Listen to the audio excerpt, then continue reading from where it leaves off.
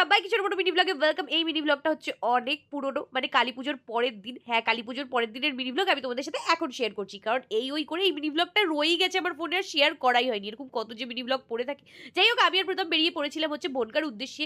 আর যাওয়ার সময় আমরা ঢুকে গেছিলাম হচ্ছে জুডিওতে, আর সেখান থেকে কিছু শপিং করিনি। আর আমার এত ঘুম পাচ্ছিল, কারণ কালী পুজোর দিনকার রাতে আমি অনেকক্ষণ জাগা ছিলাম। তারপরে আমরা এখানে বারাসাত আর মধ্যমগ্রামের মধ্যে দিয়ে যাচ্ছিলাম। আর বারাসাতে তোমরা জানোই অনেক বড় করে কালী পুজো হয়, কিন্তু কখনো আমরা ঠাকুর দেখতে সেখানে সেইভাবে আসিনি। বনগাঁ যাওয়ার পথে যতটা দেখতে দেখতে যাচ্ছিলাম, তারপরে পেয়ে গেছিল খিদে, তাই আমরা এসে চিকেন সুপ আর মোমো নিয়ে নিয়েছিলাম। আর এখানে ছিল দুখানা পায়রা, যার মধ্যে সাদা পায়রাটা ইন্ডিয়ান, আর পাশে যে পায়রাটা দেখতে পাচ্ছি ওটা হচ্ছে পাকিস্তানি পায়রা। এই দাদাগুলোর কাছে অনেক দামি দামি পায়রা ছিল, প্রায় 2 লাখ টাকা পর্যন্ত পায়রাও দাদাগুলোর কাছে ছিল। আমরা ওইখান থেকে বেরিয়ে পড়ি, আর তারপরে যাচ্ছিলাম কি অন্ধকার রাস্তার মাঝে মাঝে অনেক বড় বড় পুজো ছিল, সেগুলো লাইটিং।